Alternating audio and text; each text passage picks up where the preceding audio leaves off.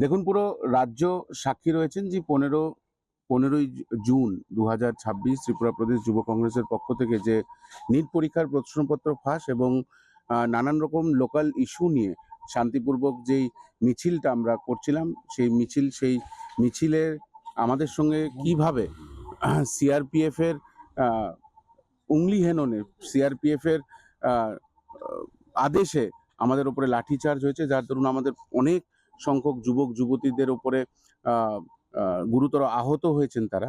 এবং আমরা যেই ব্যাটালিয়ন 140 ব্যাটালিয়ন, সিআরপিএফ এর 140 ব্যাটালিয়নের রাম আহ, রামকুমার রামকুমার যিনি অ্যাসিস্ট্যান্ট কমান্ডেন্ট ছিল, তারা সেই অ্যাসিস্ট্যান্ট কমান্ডেন্টের যে ভাষা আমাদের ওপরে প্রয়োগ করা হয়েছে, আমরা আসার আগেই তাদের এক মনোভাব তাদের মনোভাবে সেটা স্পষ্ট ছিল যে তারা যুব কংগ্রেসের এই যে আওয়াজ, এই যে সরকারের বিরুদ্ধে এই যে আওয়াজ, এই গণতান্ত্রিক পদ্ধতিতে যে আমরা প্রোটেস্ট করছিলাম, সেই প্রোটেস্টকে রুখে দেওয়ার, আমাদের কণ্ঠকে বন্ধ করে দেওয়ার, আমাদের আওয়াজকে জোরালো না হওয়ার এক নীল নকশা তারা আঁকছিল।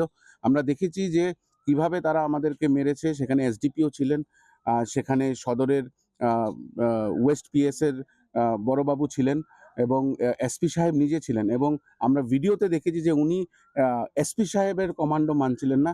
এবং আমাদের যতটুকু আশঙ্কা যে উনি ইনটক্সিকেটেড ছিলেন, উনি ওনার সেন্সে ছিলেন না।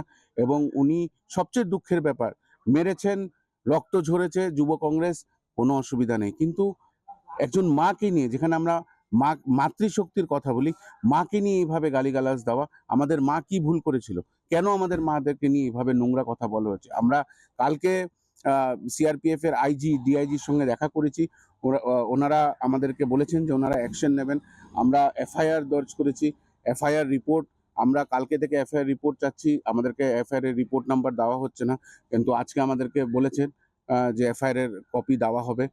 আমরা এখন হিউম্যান রাইটসের কাছে এসেছি, কারণ প্রোটেস্ট করা একটা গণতান্ত্রিক অধিকার, এবং আমরা সেই অধিকারকে প্রয়োগ করার জন্য, সেই অধিকারকে কিভাবে ভারতীয় জনতা পার্টির সরকার এবং তার দলদাস কিভাবে সেই কনস্টিটিউশনাল রাইটগুলোকেও মানুষের হাত থেকে আজকে সরিয়ে নিয়ে যাচ্ছে।